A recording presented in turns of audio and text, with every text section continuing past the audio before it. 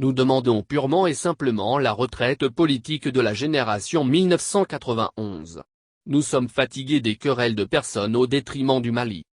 Il est temps pour la vieille classe politique de se retirer complètement du jeu politique malien après deux autres révolutions successivement en 2012 et en 2020. Soit ils vont prendre leur retraite politique dans l'honneur, soit ils risqueront de payer ce qu'ils ont fait aux autres injustement quand ils étaient aux commandes depuis 1991. Nous patriotes maliens de cœur et d'esprit du Mali actuel, rejetons totalement toute idée de sursaut national tant que l'idée viendrait des mêmes acteurs de 1991. Aucun parti politique, aucun regroupement politique ou organisation de la société ne pourra jamais amener les populations maliennes à un quelconque sursaut national car ils ont tous contribué à la faillite de l'État malien depuis 1991 en favorisant la mauvaise gouvernance, l'impunité, la haine, les acharnements et intrigues pour envoyer injustement en prison de paisibles citoyens.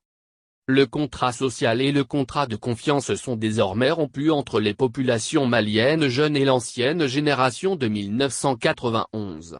Ils ont fait leurs preuves et voilà le résultat aujourd'hui, le Mali est dans le chaos général, le Mali a perdu les 70% de son territoire, notre souveraineté est à plus que jamais menacée et c'est la honte générale.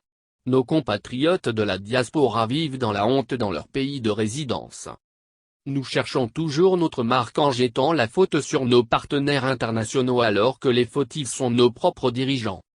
Cette ancienne classe doit renforcer la génération actuelle dans son élan et son énergie d'imposer le changement. Le président de la transition a déjà dit que tout doit être refait et que le seul mot d'ordre est l'inclusivité pour la refondation du Mali. Espérons que lors de la prochaine visite au Mali, de la mission de médiation de la CEDEAO, que nos acteurs politiques de 1991, profiteront de cette opportunité ultime pour lui faire part de leur décision de se retirer définitivement de la scène politique et de s'aligner et accompagner enfin la nouvelle génération pour la refondation du Mali. Cela sera à leur honneur et nous les respecterons et protégerons à notre tour. Pourquoi toujours recevoir à chaque fois chez nous des enfants d'autres pays venant nous rencontrer pour essayer de concilier les points de vue discordants des protagonistes qui disent tous aimer le Mali? Un climat social et politique qui ne parvient pas à s'apaiser durant 30 ans, c'est quoi le projet?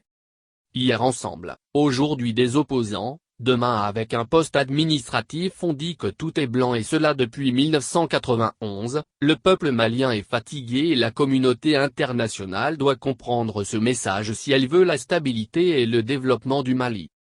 Se retirer et encadrer ou s'accrocher en assumant le déshonneur. Le jauge est là et nous observons le niveau du level. L'échec est la voie du succès, chaque erreur nous apprend quelque chose. Moriya Ueshiba.